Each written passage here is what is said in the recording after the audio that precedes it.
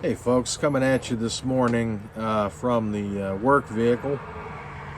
Out here waiting on somebody to come meet me so they can pick their car up. What I wanted to talk to you guys about today is victim blaming. So victim blaming can take a whole lot of different forms in a lot of different ways. And we're seeing it with something that's going on in the news right now, all kinds of memes and whatnot about it. But basically, without getting into too much specifics, victim blaming, sorry about that, victim blaming is looking at what the victim of a crime did before the events surrounding the crime. So let's look at it like, all right, for example, you have a girl who goes to a party and she doesn't know everybody there. Somebody spikes her drink, and while she's passed out, they sexually assault her. Or they rape her.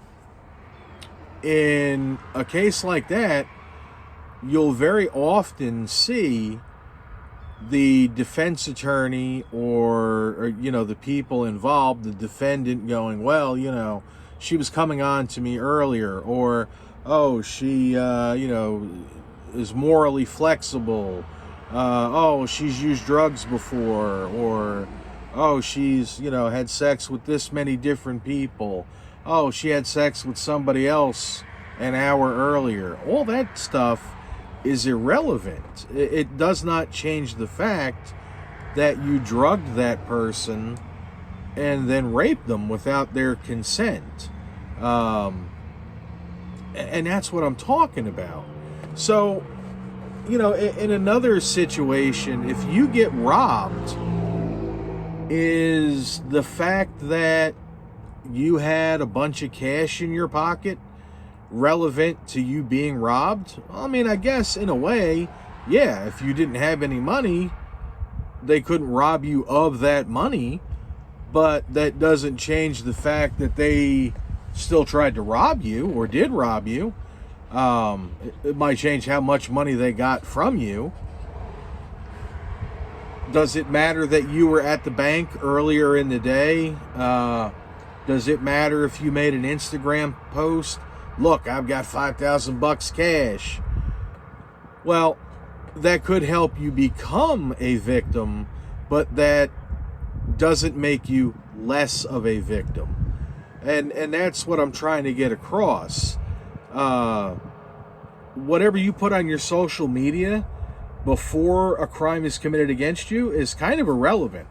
Now, what that person that committed the crime against you has posted on social media or done in the past can be relevant, because that can establish a pattern, that can help to establish intent, forethought. If someone gets murdered and the person that kills them has talked about wanting to kill someone previous or killing that person previously, that's relevant. But if the murder victim, has made posts about, oh, I wonder what it's like to be murdered, that's not relevant. So why, in the case of this Kyle Rittenhouse case, why everyone is making such a stink over the fact that two of the victims were convicted criminals? One of them for 5 counts of pedophilia, the other one for 2 counts of domestic violence, and the guy that survived is I think a convicted burglar. Now, don't get me wrong, I'm not saying that these 3 guys that Kyle Rittenhouse shot were good people, because they're not. But what they did previous to that day doesn't make it okay to kill them the day they got killed. That's what I'm saying. That's what I'm trying to get across.